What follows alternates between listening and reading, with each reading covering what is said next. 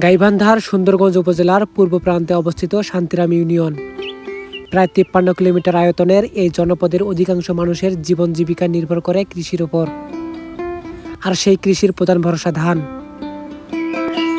এই ধানই কারো সংসারের চাল, কারো সন্তানের পড়ালেখার খরচ, আবার কারো বেঁচে থাকার শেষ আশ্রয়।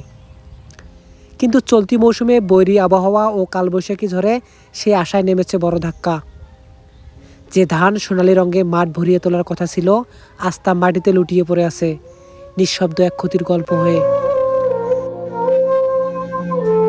মাঠ জুড়ে এখন শুধু হাহাকার, চিন্তায় দিশেহারা কৃষক। কোথায় যাবে, কি করবে, খুঁজে পাচ্ছে না কোনো কুল কিনারা। স্থানীয় কৃষকদের অভিযোগ, এত পরিশ্রমের পরেও এই সংকটময় সময়ে তারা কৃষি বিভাগের কাছ থেকে পর্যাপ্ত দিক নির্দেশনা বা সহায়তা পায়নি। এখন পর্যন্ত নেয়নি কোনো খোঁজ। আর আমার এখানে বিএস ছাঁটাই দেখিনি, বিএস আছে কিনা। এই যে সে বাতাস ঝড়িতে একেবারে ধান একে সব পড়িয়ে শেষ হয়ে গেল। আমরা হেন কৃষি লোক, এই বিলের মধ্যে আবাদ করি।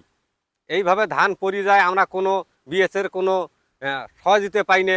কী ধান করলে আমরা ভালো ফল পাবো, কোন ধান করলে আমরা পড়ে যাবার নয়। এখন মনে করাই যে ধান পড়িয়ে গেছি, দেখেন এখন কি করি আমরা জীবনযাপন করব। আকাশে মেঘ জমলে যেমন ঝড়ের সংখ্যা বাড়ে, তেমনি কৃষকের মনেও জমে অনিশ্চয়তার কালো ছায়া। প্রশ্ন উঠছে, প্রাকৃতিক দুর্যোগে কৃষকদের পাশে দাঁড়াতে মাঠ পর্যায়ের প্রস্তুতি কতটা কার্যকর? কৃষকরা কোথায় পাবেন সময়োপযোগী পরামর্শ?